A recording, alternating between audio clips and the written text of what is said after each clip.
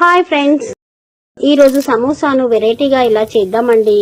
దీనికోసం ఒక కడాయిలో నూనె, వాము, నీరు పోసి చిటికెడు వంట సోడా, ఉప్పు వేసి నీటిని బాగా మరిగించుకోవాలి. ఇందులో గోధుమ పిండి వేసి బాగా కలుపుకొని పక్కన పెట్టాలి. ఉడికించిన ఆలును స్మాష్ చేసుకోవాలి. తర్వాత స్టవ్ పై ఒక కడాయి పెట్టి కొద్దిగా ఆయిల్ వేసి జీలకర్ర, సోంపు, ధనియాలు, చాట్ మసాలా, పసుపు, ఉప్పు, పచ్చిమిర్చి, కారం వేసి మంచిగా కలుపుకోవాలి. ఆలు ముద్దను ధనియాల పౌడర్ను వేసి స్మూత్గా కలిపి పక్కన పెట్టాలండి. ఇందులో కొత్తిమీర కూడా వేసి మంచిగా కలుపుకోవాలి. ఇప్పుడు ఈ ముద్దను పక్కన పెట్టి సమోసాల కోసం రెడీ చేసుకుందామండి.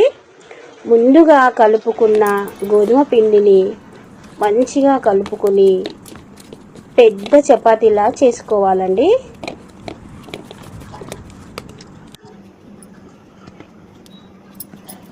ఇప్పుడు ఒక గిన్నె తీసుకొని అన్ని సమోసాలు ఒకే సైజులో రావడం కోసం ఒక గిన్నె తీసుకొని చపాతీని కట్ చేసుకోవాలి. అందులోకి ఆలు స్టఫ్ను పెట్టుకోవాలి.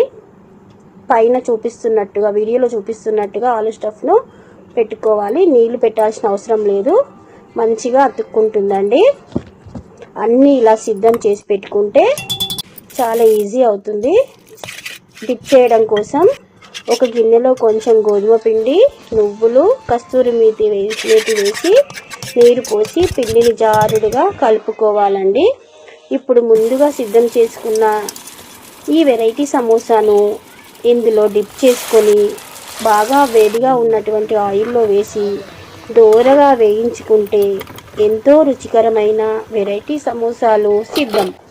దీనిని పిల్లలు ఎంతో ఇష్టంగా తింటారండి. మీరు కూడా ఒకసారి ట్రై చేయండి. టేస్ట్ ఎలా వచ్చిందో కామెంట్లో పెట్టండి ఫ్రెండ్స్. Thank you friends.